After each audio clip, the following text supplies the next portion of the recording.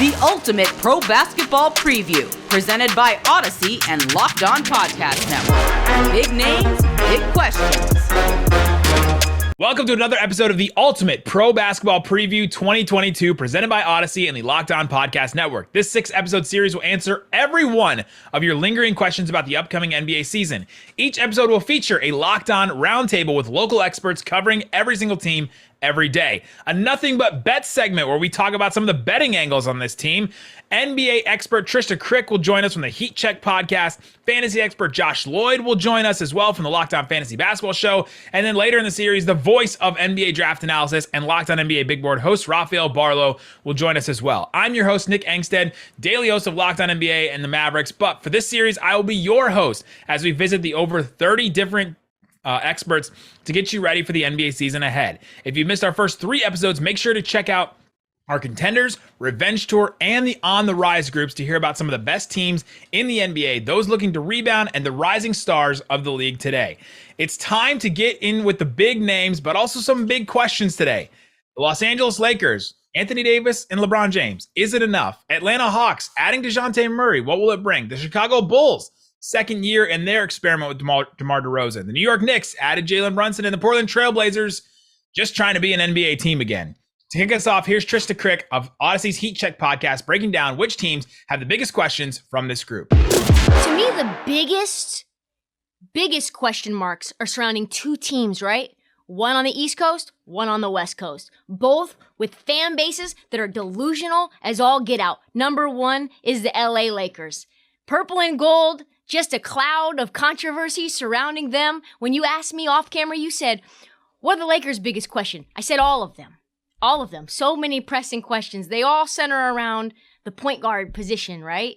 Like, what's happening with Russell Westbrook? It's very strange. Is he going to get moved? Is he going to be a 6th man? Is he going to buy into this new role? I feel like this has kind of been what we've been asking about Russell Westbrook for years now. How is he going to adapt? Is he ever going to cut off ball? Is he ever going to be able to shoot jump shots? I know that these are the same old questions, but we haven't gotten any new answers, so the questions remain. They didn't have spacing and shooting. Do they now? Big question mark. Is Anthony Davis playing 82 games? Absolutely not. How many will he play? Big time question mark. So many questions on a team that has, I don't know, the best player of my generation trying to win another title and Rob Pelinka doing absolutely nothing to surround him with people who will make him better. And then I think for me, you have to take it to the East Coast in the Knicks, right? Like the biggest question for them is you now have a point guard who can get you a bucket, but how does that actually influence the guy who loves to have the ball in his hand, Julius Randle? Are you going to get most improved player, Julius Randle? Or are you going to get what we saw him last year, which is him dribbling a million times and then stepping back at the very end of a shot clock? Just a random contested jumper, right? He doesn't need to play point guard anymore. That's good. He can play a much more natural position for his size. But he likes to have the ball in his hand, and he makes a lot of money, so you're going to need to figure out how to use him, and he's going to need to figure out how to buy in. Is that going to happen? I have no idea. Is he going to be a post-up shooter now? Is it a spot-up shooter? That's something I'm very curious about. And I also think another big curiosity is how is Tom Thibodeau going to coach? Because we know he loves those veterans. But it's a youth movement now, baby. And he needs to get on board or get on out. Welcome into the Ultimate Pro Basketball Preview 2022. This is the Locked On NBA Roundtable. We have Locked On shows for every single one of these teams daily, 5 days a week, covering all these teams. Coming to us from beautiful, breezy Chicago, we have Pat, the designer from Locked On Bulls. All the way up in the Big Apple from New York, we have Alex Wolf from Locked On Knicks. All the way to the West Coast, the best coast in Portland, we have Mike Richmond from Locked On Blazers. And last but not least, from Los Angeles, Andy Kamenetsky, Locked On Lakers. Ooh, here we go. These are the teams we're going to talk about today. And these are teams, big names, big question. It's a random amalgamation of teams, but I think they all have one big thing in common. And that's that there's one big question for each of these teams. Let's start with the Lakers. Let's start with Andy Kamenetsky. I'm sure that you have not talked about this enough. What's the biggest question for the Lakers going into this season? Trying to narrow it down to just one question. But, I mean, it's really, can LeBron James and Anthony Davis, especially Anthony Davis, stay healthy? and regularly on the court throughout the season. Like, there's a lot of other important questions. What does the team look like under first-time head coach Darvin Ham? How does Russell Westbrook fit in this year? Is he more accepting of a role that's closer to role player than superstar that everything orbits around like he's always been? Is this, is he even going to be on the team the entire season? Where's the shooting going to come from? Where's the perimeter defense going to come from? But none of these questions actually matter if LeBron and Anthony Davis don't stay healthy like they did during the 2020 season when the Lakers won the championship. And that is, right? That's the big question, because we don't know a lot about what this team looks like as this new iteration. They're almost a brand new team, because that 2020 team that won the title is completely different from the team that we're going to see this year. Yeah, the only two members of the 2020 team are LeBron and AD. That's it. They disassembled an entire championship team over the course of now going into 3 seasons, which is extremely unusual. There were some, unique circumstances like the pandemic and the crazy NBA calendar, things like that, but also some pretty strange decisions, like, for example, bringing in Russell Westbrook. So there's a lot that the Lakers still have to figure out, and there's been no continuity ever since they won that championship. But the clock is ticking on that window that they were looking to have, with LeBron James still playing like one of the best players in the league. I'm curious, do you think they learned any lessons from that? Like, they built a really good championship roster, and then since then they have just been swimming and adding only guards and centers. Do you think that they have? Do you think they've learned any lessons of roster building in the last 2 years, or are we just completely heading the other direction in LA? Mike, learning lessons is for the have-nots of the NBA world. It's not what a team like the Lakers do. They don't have to learn anything. The stars and the talent come to them. If you have to look at the track record of this organization over the last 10 years, and more specifically under Rob Pelinka, who runs the basketball department, and Jeannie Buss, who is the ultimate shot caller, I would say learning lessons has not been their strong suit. What? Give me just maybe like 2 bullets, 3 bullets. Like, what's the biggest reasons why Russell Westbrook just has not worked at all in LA? Because it's pretty easy to see that it's not working, but why? It's that bank shot.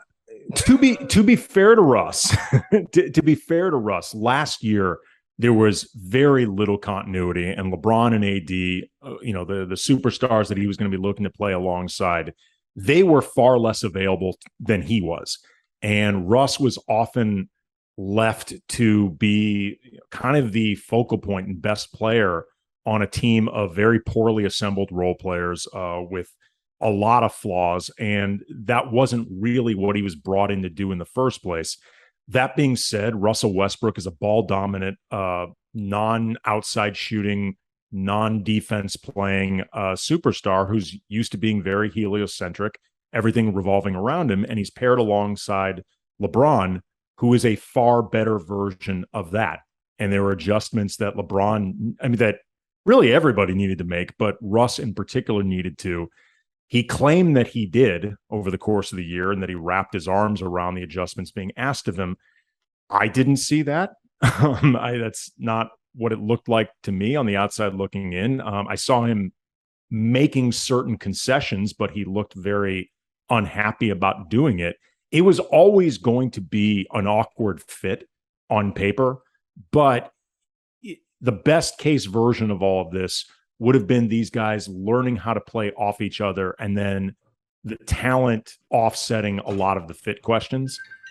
If guys stay healthy this year, I do think it's going to be better with Russ, regardless of the fact that it's never going to be perfect, just because LeBron and AD being there fixes a lot of issues for this team. Russ became an avatar for everything that went wrong last year, because it was a very polarizing trade to begin with. It was a trade that I thought was a very unnecessary big swing.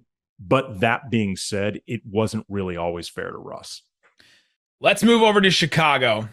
Not the next biggest market, but maybe the next biggest, most notable team on our list here, with shots to the Knicks. What's the biggest question for the Bulls going into the season? I think the biggest question coming into Chicago this year is, are our young guys going to take that next step, right? We went out and we got some really nice pieces last offseason that all of a sudden move us into playoff contention, right? You're talking about DeMar DeRozan. Appreciate you guys for that, by the way, Andy. Russ over DeMar's great pick.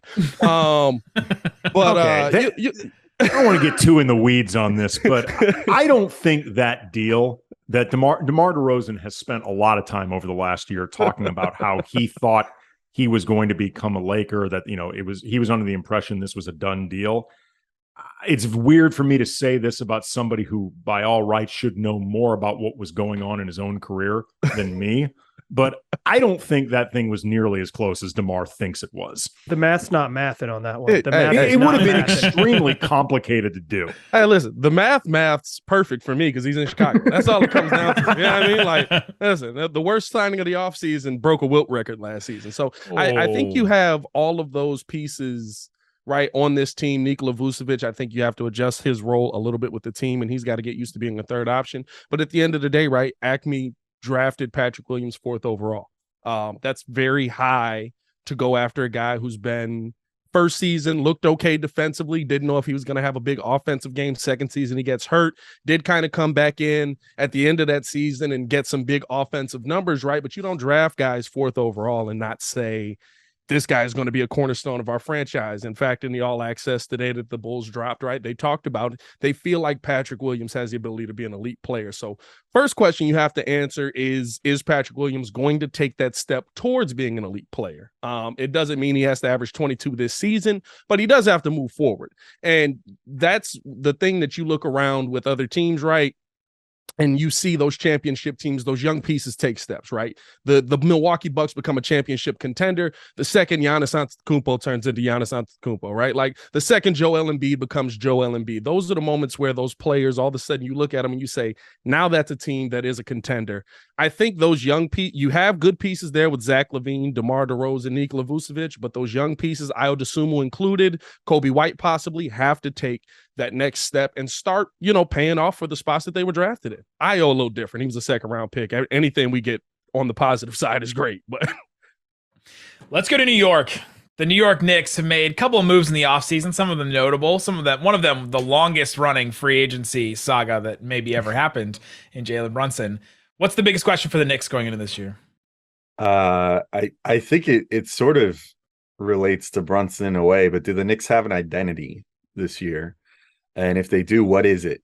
Because I think that they're sort of in this weird limbo where they have Tom Thibodeau still as the head coach of this team. His stated mission is to win as many games as possible. Some, myself included, might argue that his means of getting there are a little suspect. He seems very married to a group of good, but perhaps not great veteran players that he seemed to have his trust, which has buried a group of good, some might say great, young players that the Knicks have on their roster that really showed out last year. He also is not very willing to try new things. He has kind of a rigid way of looking at things. Brunson might help in many ways with that finding an identity thing. The Knicks haven't really had a point guard that they could rely on for a really long time. They went from Elfrid Payton for 2 years to then the corpse of Kemba Walker last year, followed by Alec Burks, who's still not a point guard. No matter how much Tibbs wanted to start him in that spot, they had Emmanuel Quickley on the roster, still have Emmanuel Quickley on the roster, but seem to have more or less buried him now as far as getting point guard minutes. So clearly Tibbs does not view him as a point guard. So they went out and finally got their guy in Brunson.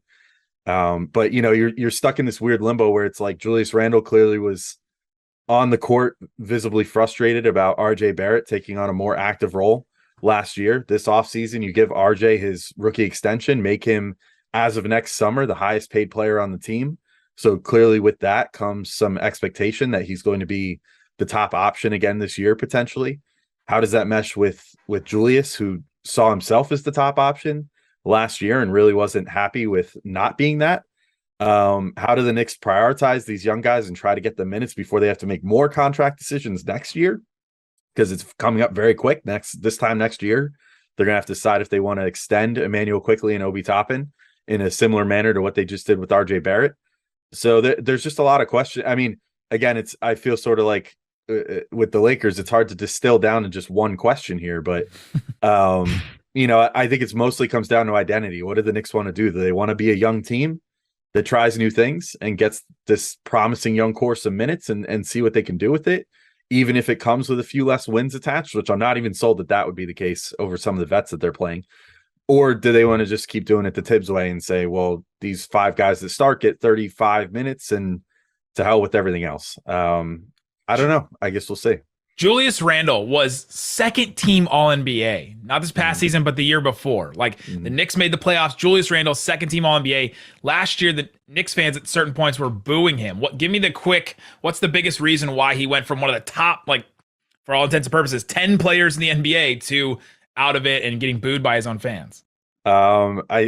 So one thing with Knicks fans, I think that they get a little bit of a tough rap as far as being too tough on players. Honestly, Julius, when the team in general, when the fans were booing, deserved it. I mean, they were dogging it. I mean, it was terrible. They started 5-1, I think, last year, and then went on just a horrendous stretch after that. And we're playing barely 500 ball against a really easy schedule early on in the year. And then it showed out later on that, once their schedule got harder for the second half of the year, they completely fell apart. Which, it was just kind of a byproduct of the fact that their starting lineup that Tibbs again married himself to for the first 30 games of the season was just not good. They were getting outscored by 15 points per 100 possessions or something. It was insanely bad. They were by far the best the worst 5-man unit in the NBA by that measure, and we're getting the most minutes of any 5-man unit in the NBA. It was just completely asinine. But as far as Randall and what happened, I mean, the short answer is, at least in my estimation, fans came back. He wasn't playing in an empty gym anymore, and his shooting percentages went down. We saw this happen to a lot of players last year. And I think that just happened. And that combined with then once his shots weren't going down, once he thought he wasn't getting the foul calls he deserved or whatever, he sort of shut down in his own way. And then the fans start seeing him dogging it on defense and hijacking the offense and stuff like that. And that didn't go over well. So it was just kind of this recipe where it just turned into almost like a vicious cycle where Julius wasn't playing as well, and then the fans said, boo, you stink, and we want Obi Toppin to play, who never plays. And then Julius said, well, screw you guys then, I'm gonna dog it even harder. And it just kind of turned into this this vicious cycle of Julius trying to one up himself all year, not playing hard, and the fans getting more and more aggravated with him and wanting Obi Toppin to play more and more. I suck now. Our last team represented here, the Portland Trailblazers. They have Damian Lillard still, made some moves in the offseason, but Mike Richmond, what's the biggest question for the Blazers this year? Probably is Damian Lillard still Damian Lillard. Last season, he only played in 29 games. He was the worst that he has been since his rookie season, shot just 32% from 3. His counting numbers are kind of fine. He averaged 24 and 7. It would be a nice thing for all of us to average 24 and 7 in the NBA and suck. And I think it's pretty clear that Damian Lillard was bad and still almost put up 25 and 8. It's a good basketball player. One of the 75 greatest of all time. Take that, Dwight Howard. But he had core surgery on December or in January. He didn't play after December 31st last season. When he was last healthy, he was one of the 5 best offensive players in the league. And the biggest question for the Blazers is, does he show back up and be one of the 5 best offensive players in the league? Because if he's not, if he's the 13th best offensive player in the league, this is probably a pretty bad basketball team. So their chance to be competitive in a really brutal Western Conference is, do they have the stars to do it? Is their star that guy? Often in the regular season, that's how you get carried, is either your top tier talent or your depth. This team doesn't have a lot of depth, so it's going to be top tier talent. Coming up, how will the season be different than last year for some of these teams with some really big questions? All of them with more than one question, according to all of you. How will this season be different than it was last year? We'll talk about that with our Locked On NBA Roundtable coming up. Coming up, it's the Josh Lloyd Fantasy Minute. The biggest names from the Big Names, Big Questions group that you should keep an eye on in fantasy basketball this year. The Lakers, I don't know. Russell Westbrook's the big question mark. He literally has a floor value of playing 0 minutes. What if he gets traded, team buys him out, and then no one signs him? It's possible. So he's a really, really late pick to me. I think Damian Jones and Kendrick Nunn are okay as last round guys, whereas the risk with Davis and LeBron, of course, is just miss games. And that's always going to be the case. It appears anyway. For Atlanta, I do think that DeJounte Murray takes a hit next to Trae Young, a bigger hit than what Trae does, although Trae does lose a little bit of usage there with DeJounte coming across. John Collins is pretty steady. I'm not big on DeAndre Hunter, and I don't think, I could be wrong on this, I don't think that the Hawks are going to make a massive switch and start Okongwu over Capella at any point this season. Maybe they get a good deal for Clint, but I honestly think that Okongwu is still going to be in a 20, 22-minute-a-night role backing up Capella, which does limit his overall fantasy upside. For the Bulls, yeah, the Lonzo Ball injury is bad. I wouldn't take him until my last pick, and only if I've got an injured spot to do that. And they probably do start Ayo Dosunmu in that spot. But with Dosunmu, Caruso, White, and Dragic there, the actual minutes upside for Ayo is pretty low. And that means his upside in fantasy is not that big. DeRozan, I think, takes somewhat of a step back, while Vooch maybe takes somewhat of a step forward from where he was last season. And I'm not massively encouraged with Patrick Williams either. For the Knicks, what we love about Jalen Brunson is the minutes that Tibbs is going to get him. One thing I would watch for is the center situation. I think Isaiah Hartenstein's a better player than Mitchell Robinson, and if Tom Thibodeau buys into that, then he's going to become a really good late-round steal guy. RJ Barrett's at risk of going too early in category league drafts because he lacks so much in rebounds, assists, steals, blocks, threes, field goal, and free throw percentage. That's really detrimental in a category league. So just watch that one as well. While I would have loved to see what Emmanuel Quickley can do, I just don't know that the minutes are necessarily going to be there. For Portland, I expect a drop in usage for Jeremy Grant from last season. I also expect Anthony Simons to drop in usage, and I think both of those guys are later round players. Nurkic gets it done without usage, so he's an okay center, and it does become hard to find good centers in the middle to late round, so he works there. While I'm all in on Damian Lillard as a first-round guy after last season's disaster.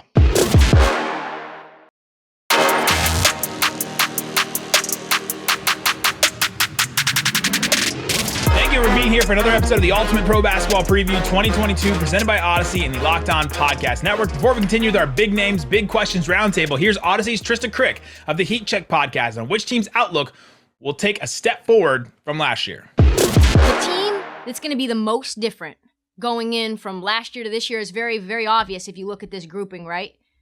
It's the Blazers. They have a healthy Damian Lillard now. Hopefully they don't shut him down for the year again. That would be a big surprise. I hope that they're not tanking again intentionally. That was probably the most, embarrassing, obvious, blatantly disrespectful, whatever you want to call it, tank we might have ever seen in the NBA. Like, they just shut everyone down for broken toenails. It was like from the OKC level to a whole nother stratosphere, right? And I guess the question is, how different does Dame look with Anthony Simons? That's going to be very different. How different? I have no idea. You got a very happy Nurkic now that he got paid, thanks to Clutch Sports. You've got a Jeremy Grant, who is one of the better defenders in the league when he's been healthy. You've got a very long, rangy Nasir Little, a Josh Hart, guys that really fit in with what I think Chauncey Billups wants to do, which is have heart, have intensity, be able to defend.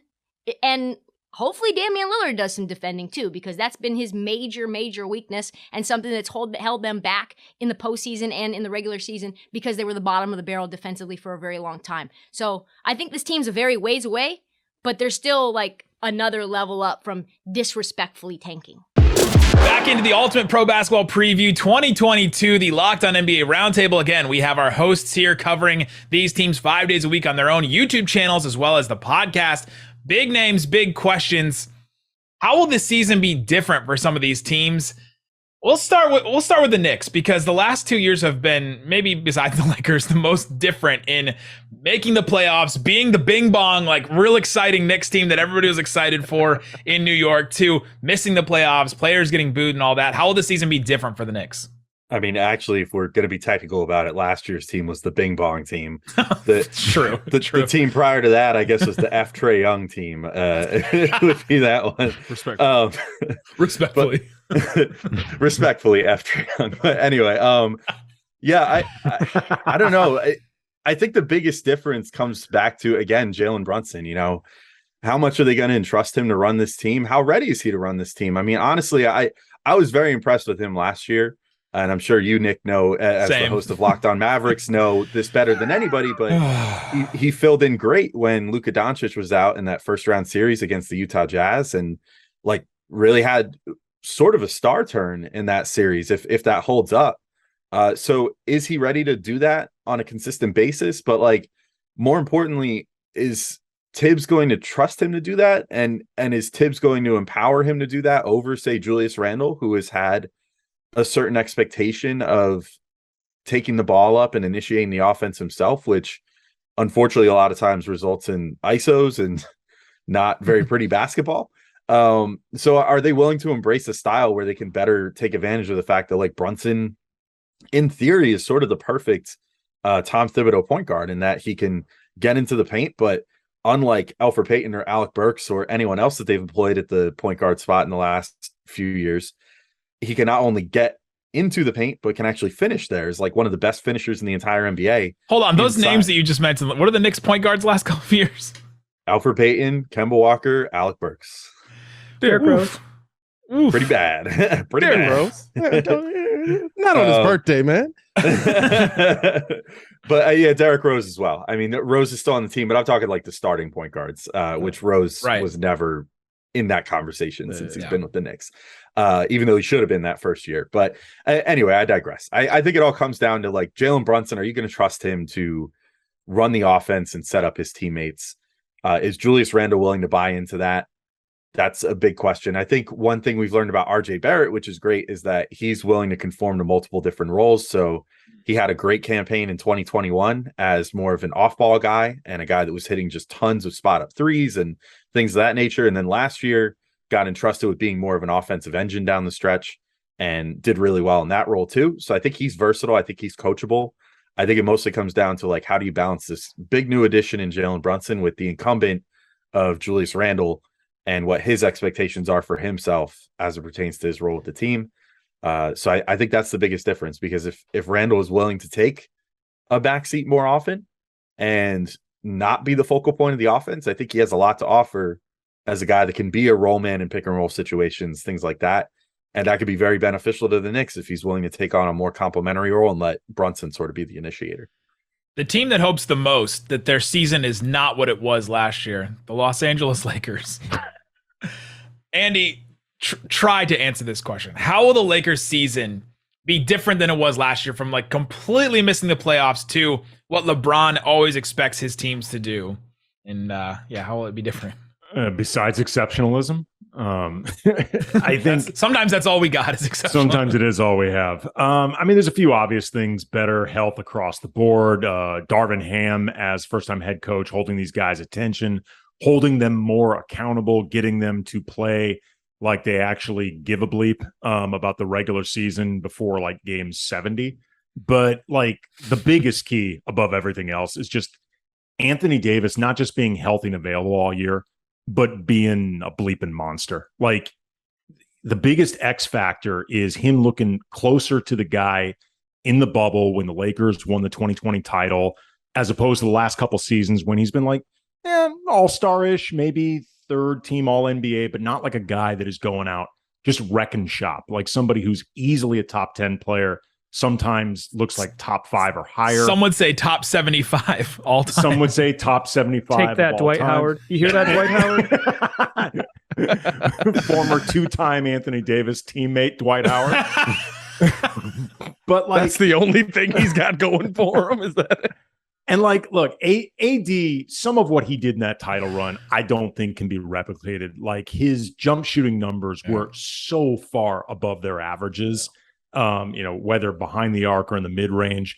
But if he can get closer to that version and just being a guy that's more decisive, more aggressive, somebody that's telling everyone, even LeBron at times, get the F out of my way, I'm taking over. He becomes unguardable.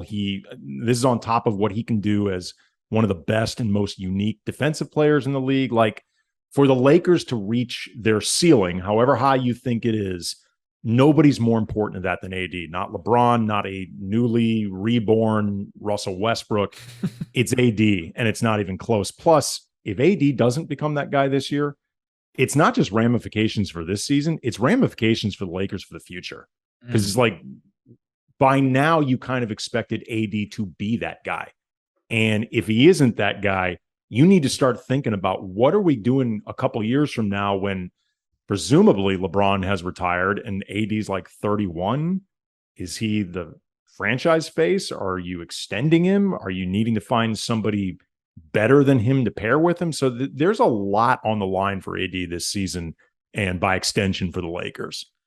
Mike Richmond, the Portland Trailblazers were a team that was essentially on a 50-win pace a couple years ago. And then they went last year to a team that, I don't know about you guys, at certain points, I didn't know multiple players on their starting lineups. When they would come to Dallas, I would go in there and say, who is Trenton Wofford? What am I watching right here? And there are just certain players that I didn't even know. How will this year be different than the essentially tanking team that the Blazers had last year? Yeah, I mean, they finished the season losing 21 of 23 on purpose. With all due respect to the gentlemen that were on the court at that time, the front office tried to lose those games, and they did.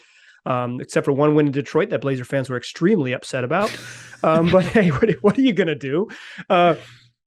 Everything's going to be different. This is basically for the first time in a decade, the Damian Lillard, CJ McCollum pairing is no more, and we've got a new group. It feels a little similar, I'll be honest. The Damian Lillard and Anthony Simons group feels pretty similar to what I'm used to out here. Two really good offensive players that are below average defensive players, but they've upgraded the athletes around them. Jeremy Grant is a big upgrade at forward. Josh Hart is an upgrade in athleticism. If Nazir Little takes a step, that's another 3-and-D type wing that they really haven't had. In theory, they have a similar core that has been, or similar style that's been good. Two really good offensive guards, Yusuf Nurkic. That team has typically won somewhere between 45 and 48 games, but now they've upgraded the wing core to be a little bit better. They don't have a ton of depth. They have 7 or 8 NBA players on the roster and then a bunch of question marks and some young players in the back half like Shaedon Sharpe and Keon Johnson that are just who knows what they're going to be.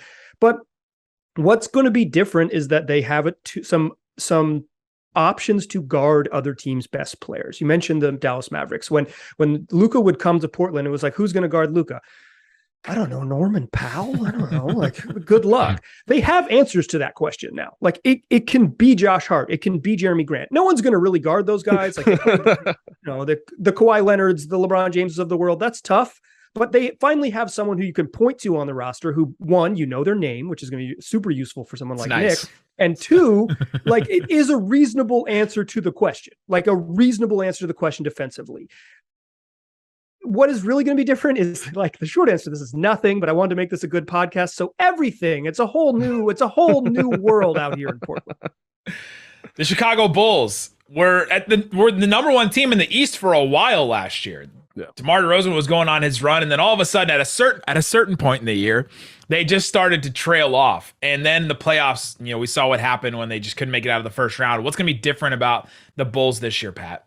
Health. A healthy Zach LaVine is the biggest difference, right? Zach LaVine was one of the top scorers in the NBA. You saw him start to slowly improve his defensive game. And then all of a sudden, right, his knee just had some issues. Simple cleanup. They went in there, cleaned it up, right? Zach LaVine looking back to being 100% healthy, and that makes a big difference. They had one of the best.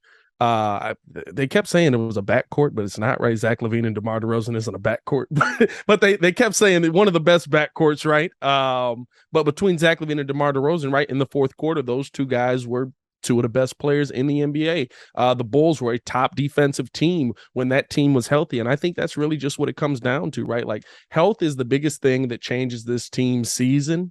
And you have some young pieces on this team that, like I said, really surprised you. Ayo Dosunmu was one of the best defenders, not among rookies last season, among the entire NBA last season, stopping a lot of your top point guards in the NBA and really making them struggle. Trae Young got a half a basketball off on him, if we're going back to the Trae Young topic there, So I really respectfully, I really think the biggest thing for the Bulls this season is just that, one, they have hopefully health on their side, and two, there's a lot of guys that had no playoff experience that now have it, right? Last season, the only guys that had playoff experience on the team was Nikola Vucevic and DeMar DeRozan.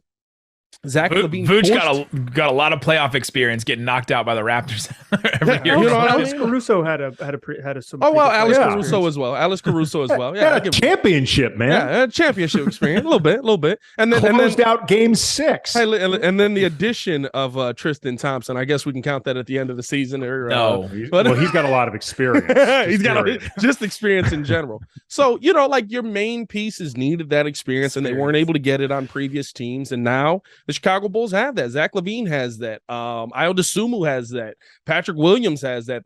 That mixed with the continuity and coming back into a season where now the Bulls understand what it's like not only to be the hunted, because they were the hunted for half the season, but also the hunter trying to get back to that position. I think that's going to really increase how this team is going to play. And I have higher hopes than most of the national nerds do for my Chicago Bulls. No bias there at all. Does more than one team on this show make the playoffs? What does play-in count? Who's Portland expecting their does. team to make the playoffs? Yeah. Bulls Are the make it? Lakers going to make the playoffs? Top six, or just they get in one way In or the other? tournament, one of the 8 teams in the tournament. I think they're going to get in. Yeah. Yes. With Do the help? Knicks- Yes. Yeah. Do the Knicks make the playoffs? With health last year, they Yeah. would have made it in. Yeah. Absolutely, Yeah, true. absolutely. I think the Knicks, I struggle to say that they're going to for sure win out of the play-in, but I could see a world where they end up the 10th or the 9th. Whether they advance beyond that, I don't know. That sounds like a no to me, y'all. Yeah, I was gonna say I'm these leaning- conferences are tough though. They go Solid 10 38 deep. wins. No, because Yeah. the East is really tough. Yeah, the East is really tough. It's very tough. I mean, there's some sleeper teams, like if like the Wizards, for example, sort of coalesce a bit, like Porzingis, much as it pains me to admit, was actually great once he went to the Wizards last year, much to the chagrin of myself and Nick. He was actually pretty good once he went to the Wizards. So I've seen him be good in 20 game stretches before. This is nothing new to me. You and I both. Then the low blood iron content kicks in, and then we see where it goes from there. But He does have a beard though, which makes me think that he may come back with like some. It's like evil Porzingis.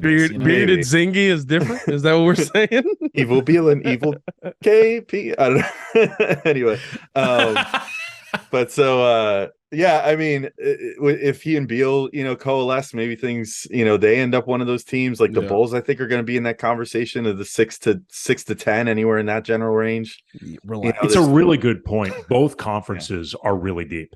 Yeah. There are not a lot of just flat out bad teams in either conference. No. There's 3 really bad teams in the West, but that's it. OKC, Houston, and San Antonio are really bad. In this Odyssey preview, I was the one that decided the groups. I put the Jazz in the tankers group, and David Locke told me to my face they're going to make the play-in.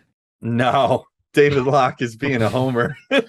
Yeah, I know who signs David Locke's checks. I mean, I know who signs my checks, so I'm gonna be cool. But like, I come on now.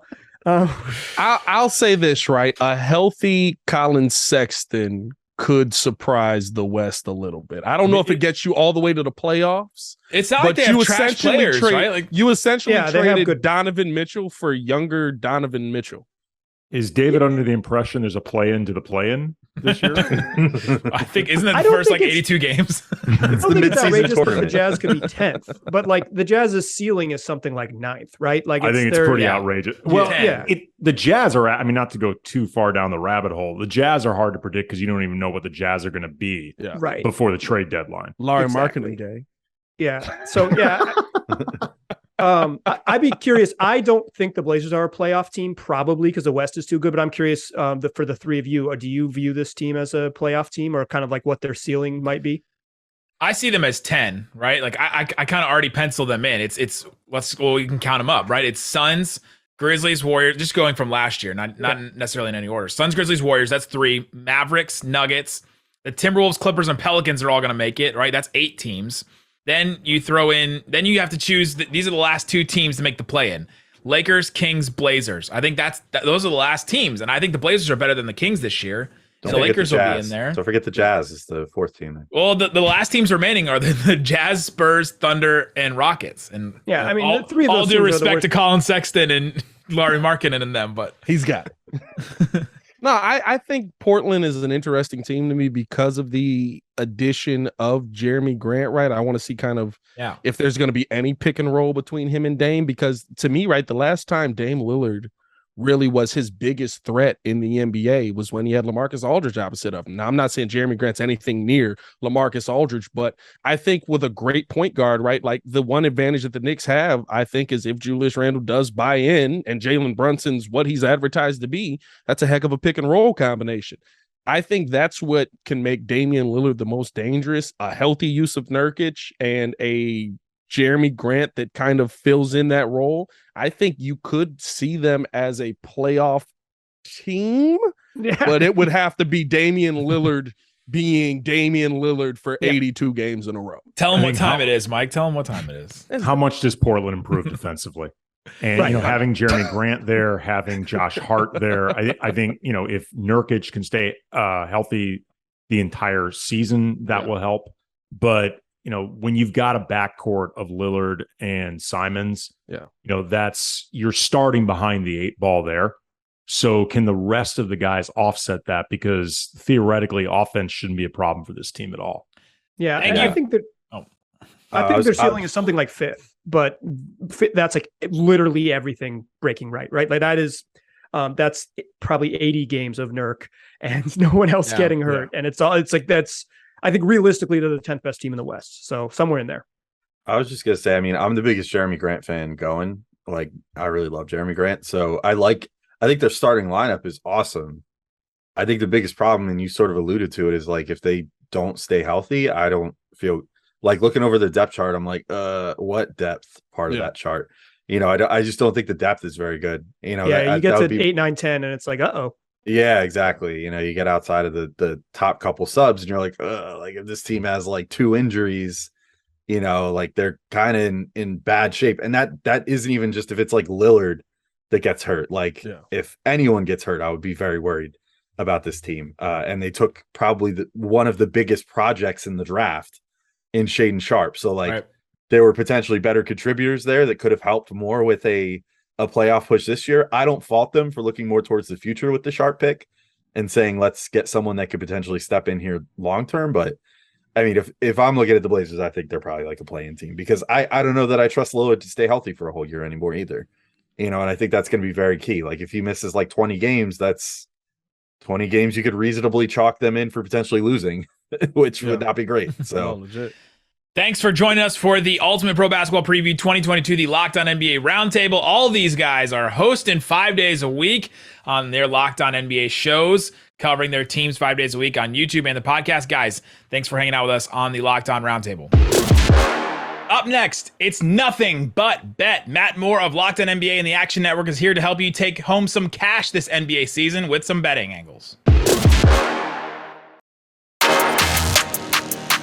Welcome back to the Ultimate Pro Basketball Preview 2022, presented by Audacy and the Locked On Podcast Network. This is nothing but bet. I'm here with Matt Moore from the Action Network and Locked On NBA to talk about some of the betting angles of some of these teams. Now, Matt, these are the big names, big questions teams. So it's an amalgamation of just these teams that I didn't really know what to do with, but they all have some really big questions around them, starting with the Los Angeles Lakers. Their win total over-under is 44.5, which seems high to me. I know Lakers odds always get inflated, but is that one too high? It entirely depends on how you answer the question of how many games are LeBron James and Anthony Davis going to play together. That's it. Okay. Because when those two have played together over the last 3 seasons, they win 73% of their games.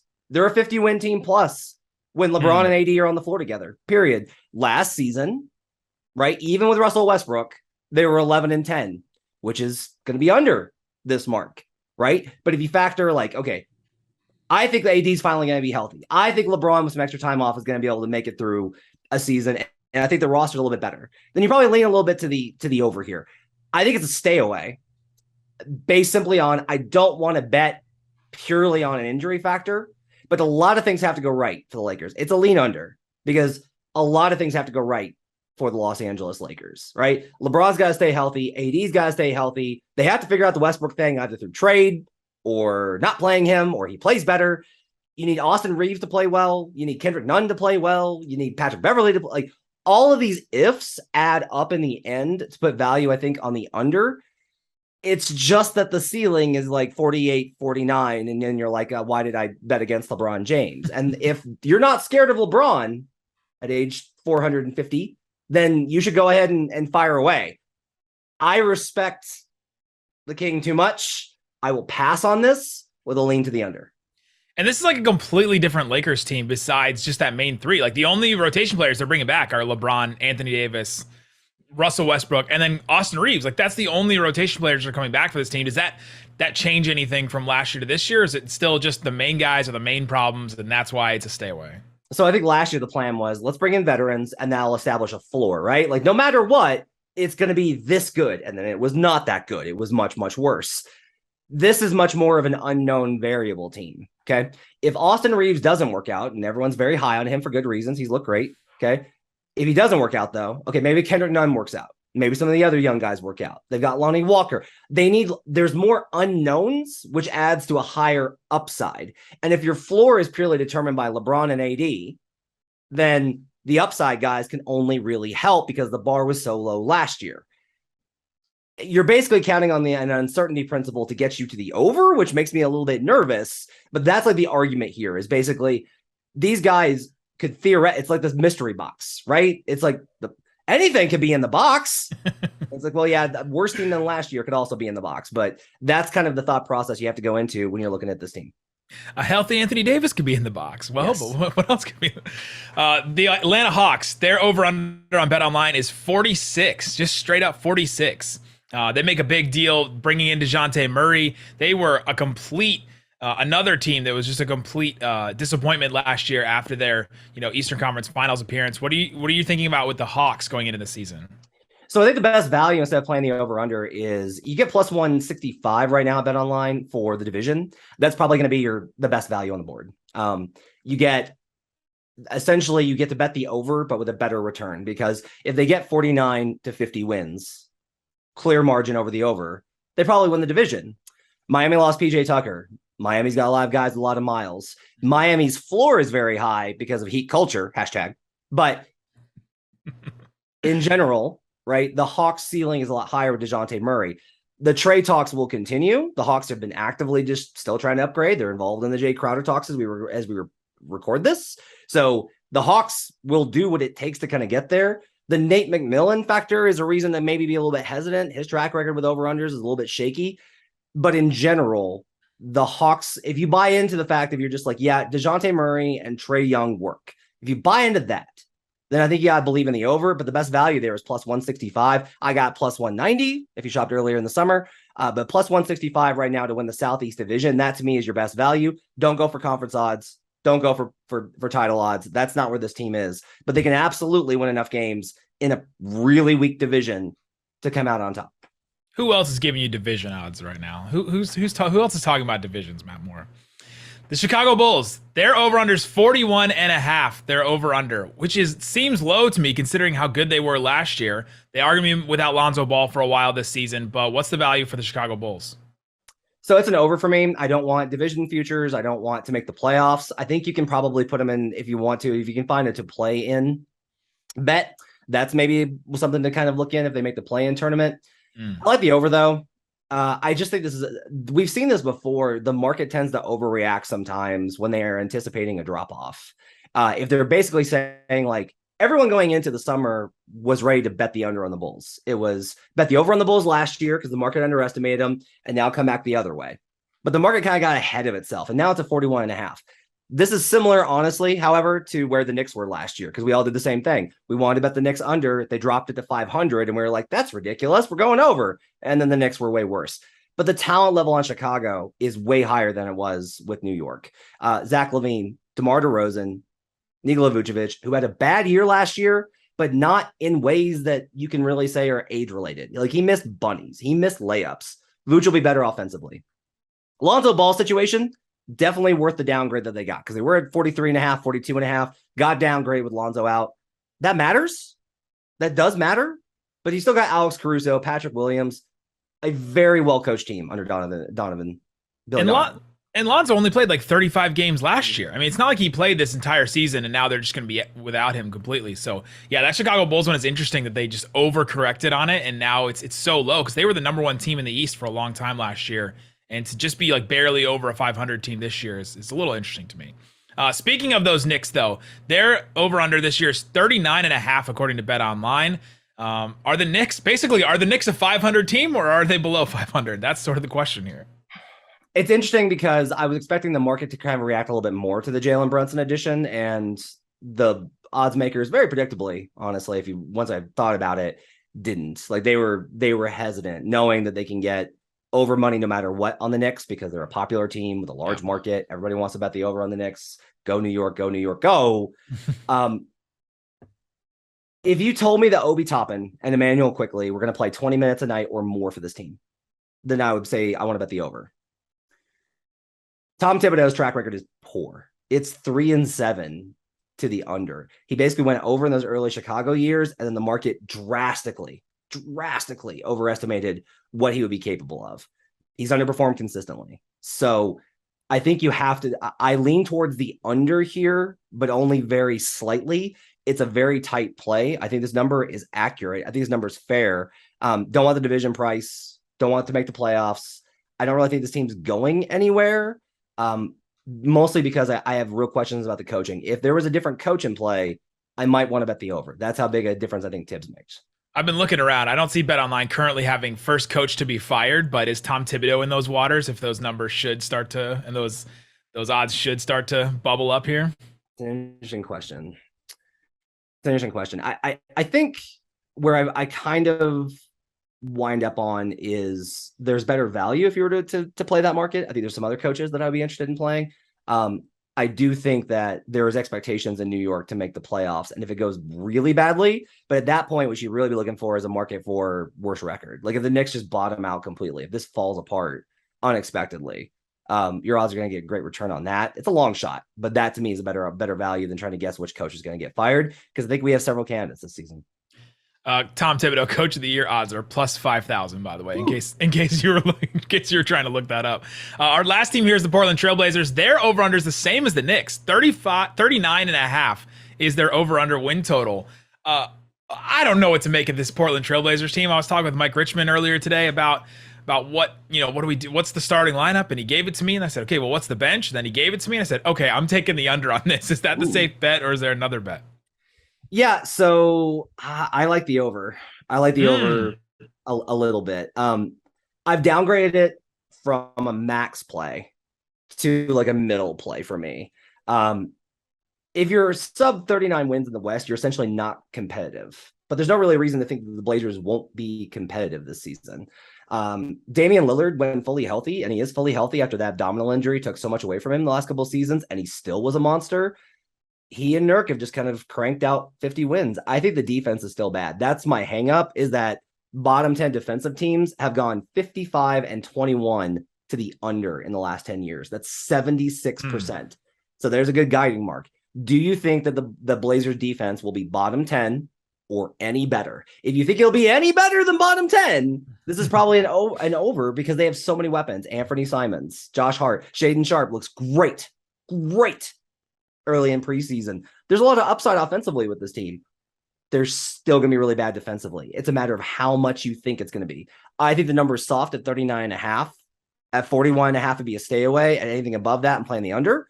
But at 39.5, I do think there is value on the over for the Portland Trailblazers. You can find Matt Moore at the Action Network. He's HP Basketball on Twitter, which you already follow him at this point. And you can also follow him on Locked On NBA and Locked On Nuggets. Matt, thanks so much for hanging out with us. Thanks. Thank you for joining us for another episode of the Ultimate Pro Basketball Preview 2022, presented by Audacy and the Locked On Podcast Network. Don't forget, this is a 6-episode series that will continue through October 17th, discussing every NBA team with the experts that know them best. Be sure to check out the rest of our series to make sure that you know the answers to your biggest questions in the 2022 NBA season. Tomorrow, the play-in hopefuls, the Sacramento Kings. They add Domantas Sabonis last year. What will that team look like this year? The Charlotte Hornets. They don't have any questions around them right now in LaMelo Ball. The Washington Wizards, Bradley Beal, Kristaps Porzingis. What is it? The Detroit Pistons with Cade Cunningham. They add some young talent. And the Indiana Pacers. How good or bad can it get for the Pacers next year? Once again, I'm Nick Angstead. And until next time, thank you to our friends at Audacy and to you for listening and watching. Find the Ultimate Pro Basketball Preview 2022 on the Audacy app or your favorite podcast provider so you don't miss an episode.